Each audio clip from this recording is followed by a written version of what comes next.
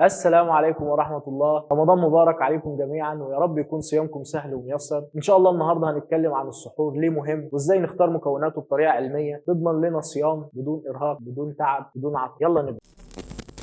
اولا، ليه السحور مهم؟ السحور اهم وجبه قبل بدء الصيام، وده لسببين رئيسيين. اول حاجه توازن مستوى السكر في الدم. لما ناكل وجبه متكامله ومتوازنه ده بيحافظ على مستوى السكر في الدم، بيكون مستقر لفتره اطول، وده بيساعدنا لتجنب الشعور بالتعب والجوع المفاجئ اثناء الصيام. السبب الثاني هو تقليل العطش والجفاف. اختيار الاطعمه الصحيحه بيساعد الجسم على الاحتفاظ بالماء لفتره اطول، وبالتالي بتقلل الشعور بالعطش خلال النهار. ثانيا، المكونات الاساسيه للسحور مثالي. لازم وجبه السحور تحتوي على 4 عناصر اساسيه: البروتين، كربوهيدرات، الدهون الصحيه، والالياف. يلا بينا نتعرف على كل عنصر من العناصر. البروتين مفتاح الشبع لفترة أطول، بيقلل تفكك العضلات أثناء الصيام، وبيعزز الشعور بالشبع لفترة أطول لأن هضمه بيستغرق وقت أطول، وبيساعد في استقرار مستويات السكر في الدم. طبعا أفضل المصادر ليه بتكون البيض، ويفضل يكون مسلوق، ولو أنت مش بتحب المسلوق ممكن تاخده مقلي بس يكون بسمنة بلدي أو بزبدة. تاني حاجة الزبادي، ويفضل الزبادي اليوناني لأنه بيكون أكتر بنسبة البروتين وبيساعد على الهضم. الكربوهيدرات منها نوعين، نوع بسيط ونوع معقد. النوع المعقد ده الافضل لفتره السحور، اما النوع البسيط ده بيحسسك للشبع لفتره قليله جدا لانه بيرفع مستوى سكر الدم، ومجرد ما سكر الدم بيقل بيحسسك بالجوع مره ثانيه. فبكده احنا هنكون اختيارنا الكربوهيدرات المعقده، وافضل مصادرها الشوفان، عيش الحبه الكامله،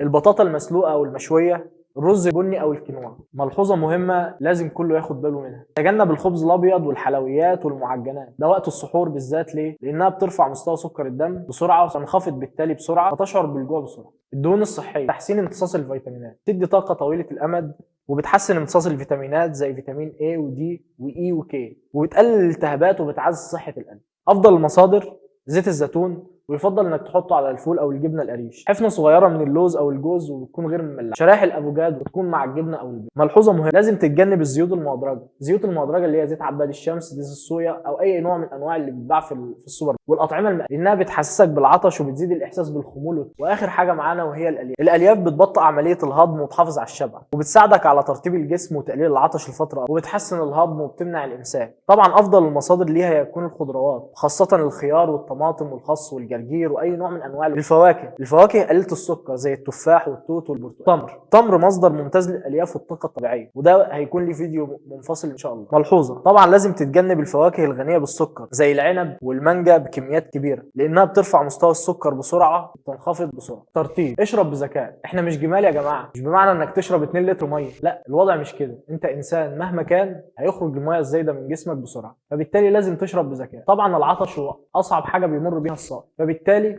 في بعض النصائح الذهبيه لو انت اتخذتها ان شاء الله مش هتحس بالعطش بصوره كبيره. انك تشرب كوبايتين ميه في السحور، طبعا مش دفعه واحده، يفضل انهم يكونوا على فترات، وانك تاكل اطعمه غنيه بالميه زي الخيار والخس، وانك تستخدم الحليب او اللبن الرايب ده بيساعد على الترطيب، وانك تشرب شوربه، طبعا مش شرط شوربه لحمه او شوربه فراخ، ممكن شوربه العدس او شوربه البطاطس. ملحوظه: لازم تتجنب تماما المشروبات المضره للبول في السحور زي القهوه والشاي، سواء بكميات كبيره او كميات قليله، لانها بتزيد فقدان السوائل. المشروبات الغازيه زي البيبسي والسيفن والحاجات، والعصائر المصنعه. العصائر المصنعه دي يا جماعه كارثه، بتسبب ارتفاع للسكر والعطش، غير ان فيها مواد حافظه والوان صناعيه. رابعا، الاخطاء الشائعه في السحور. خلونا نراجع الاخطاء الشائعه اللي بتحسسنا بالجوع والعطش بسرعه. الافراط في السكريات زي الحلويات والسكر الابيض، دي بتدي طاقه لحظيه تحسسك بالجوع بسرعه. تناول وجبه دسمه او مقليه زي الطعميه يا اخوانا. الاكلات الدهنيه بتسبب عسر الهضم والعطش الشديد. الافراط في الملح زي الجبنه القديمه، الجبنه المملحه والمخللات تخلي العطش عالي جدا، او عدم شرب الميه بذكاء. الجفاف ممكن يسبب صداع وارهاق اثناء الصيام. نصيحه اخيره: لازم تستنى بسنه النبي صلى الله عليه وسلم. اولا، السحور هو سنه مؤكده عن النبي صلى الله عليه وسلم، ويفضل فيها التاخير. والنبي صلى الله عليه وسلم قال: تصحروا فان في السحور بركه. كل عام وانتم بخير، ورمضان مبارك عليكم.